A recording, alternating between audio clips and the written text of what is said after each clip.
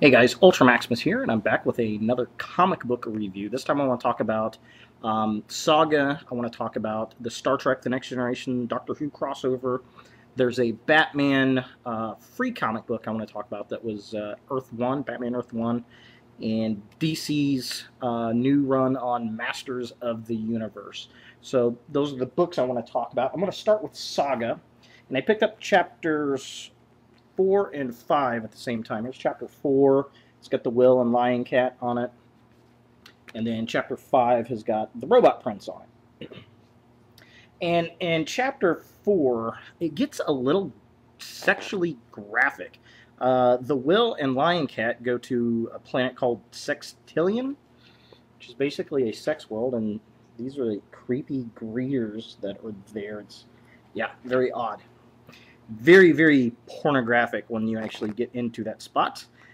We also have Marco coming out of like his coma type thing that he was in. He was injured and he was going to die, and the ghosts end up saving him, the little babysitter ghost, and they introduce everything. Well, and then Marco goes through, I don't know what he's looking for, something depraved, or not Marco, I'm sorry, the Will's looking for something pretty depraved in the Sextillion world, finds a 6-year-old girl deep in the heart of this sex world to be a sexual slave, and he gets mad and ends up killing her pimp, and things go about, and then Marco and Alana kind of resolve their differences with some things he had in his past, and they come across a flying bug tank thing at the end, which is what her people used to use to capture rebels. So, interesting book. Very graphic, very sexually oriented. There's some images that I'm not going to put on YouTube because, well, frankly, yeah, very, very bad. I don't think those would ever make the cut of a movie. I just don't think so. And then chapter 5 really kind of, we start to get back into the Robot Prince and the Robot Kingdom. We find out that his wife is pregnant, and Marco and Alana confront some troops. They end up getting away. The Will's taking off with this little kid, and stalk the spider chick. That's kind of the Will's ex-partner or something. She basically gets a hole blown into her at the end, and I'm not really going to show that either. Yeah, it's kind of interesting. This is this one was kind of very graphically odd, and I didn't really know where it was going with this one. And then this one kind of delved more back into the storyline again with this character and catching Alana and Marco and that kind of stuff. So, curious to see where they're going to go with it. How long this is, I don't know. I mean, they don't have, like, 6 of 12 or 6 of 8 or anything like that. I'm just waiting for the second to last one, say, instead of to be continued, to be concluded, I guess. I don't know. So, very, very good books. If you have not read these, definitely pick them up. They are worth the read. They're like, what, $3, $2.99. They have no advertisements in them. Great job from Image Comics. Probably the best thing to come out of Image since they founded, with like Wildcats and the Savage Dragon and all those characters, Spawn and that kind of stuff. So very good stories. Definitely interesting reads. Not disappointed. However, I can't really say the same thing for Star Trek The Next Generation and Doctor Who. These are issues 2 and then issue 3. And, I'm a little disappointed in the series so far. I gotta say, I do like the painted artwork that is in the books. Can I show you real quick? I do like that style. It makes the images of the actors look better. I think they capture the essence of the actor better than some of the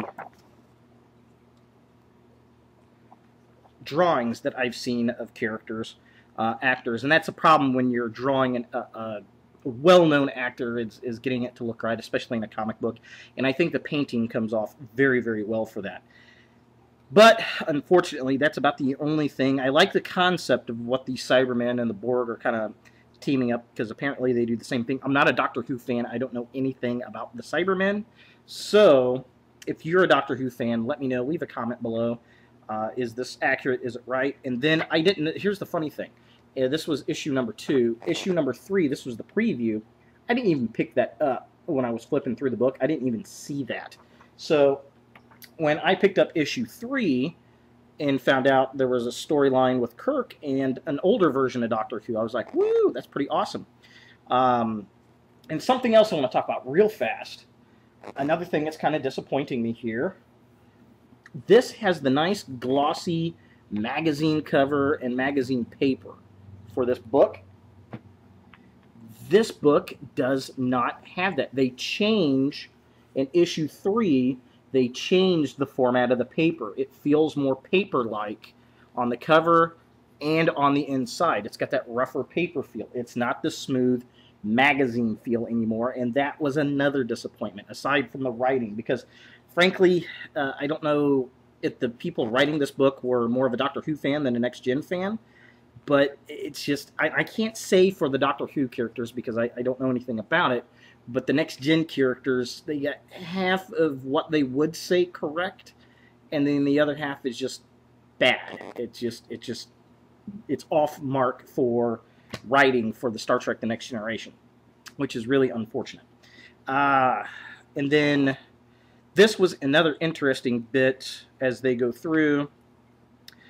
They start talking about there was a log of the Cyberman in the old Enterprise logs, and Data sitting there with the old Doctor. Not sure which one it is. Again, not a Doctor Who fan. And then they switch to the flashback because Doctor says, hey, I'm starting to remember this.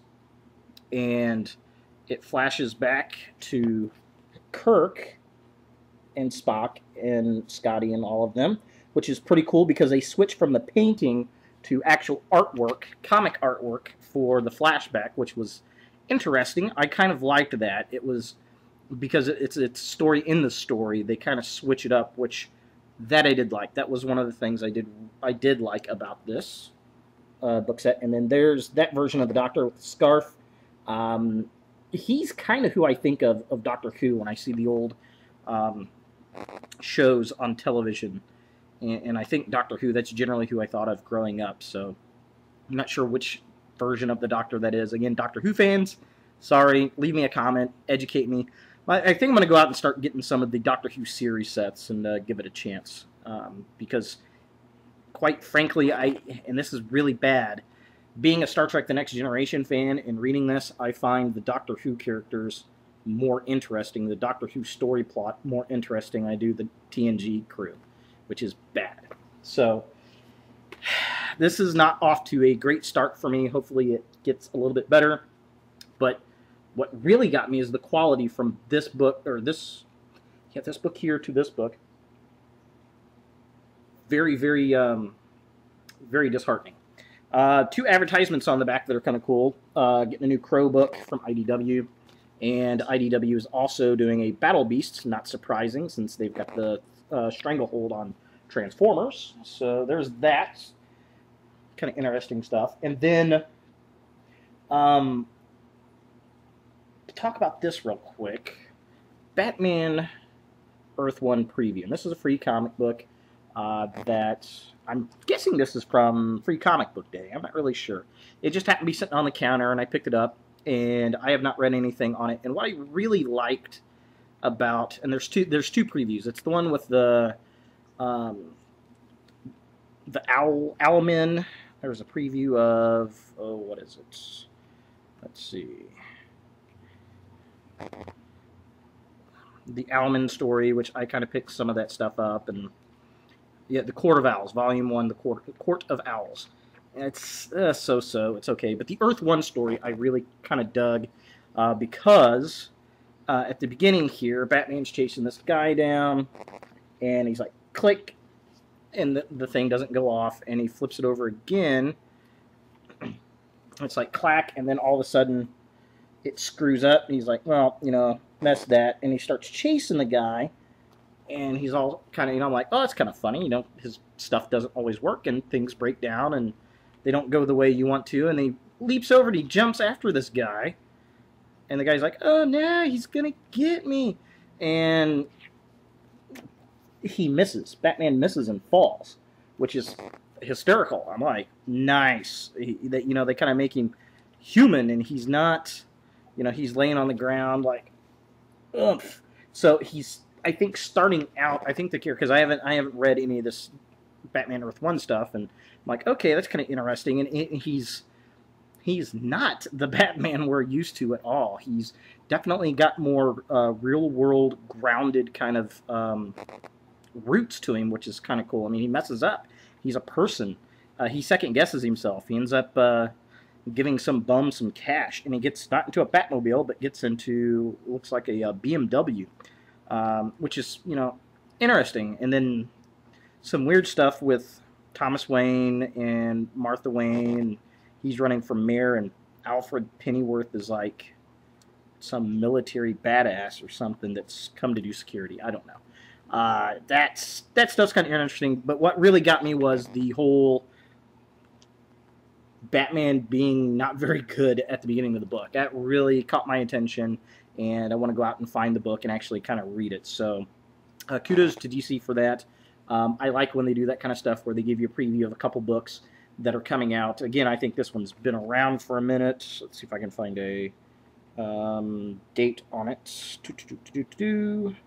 Lots of Dark Knight stuff. Oh, here we go. No.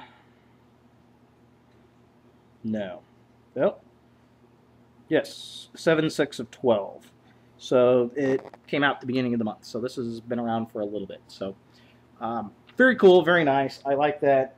Nothing wrong with free comic book, definitely. Always fun to pick up with your comic shop news. And then this is the book that interested me the most, was Masters of the Universe, #1, DC Comics. I actually had no idea that DC had picked up the rights for this book, and it was very, very interesting. And some of the artwork, and the artwork's okay.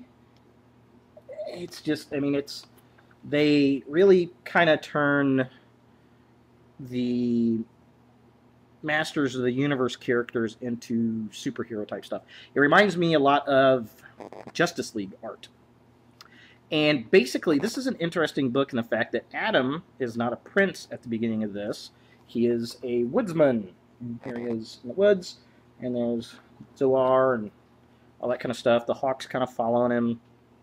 And basically, this entire book is Adam deciding there's more than just this forest.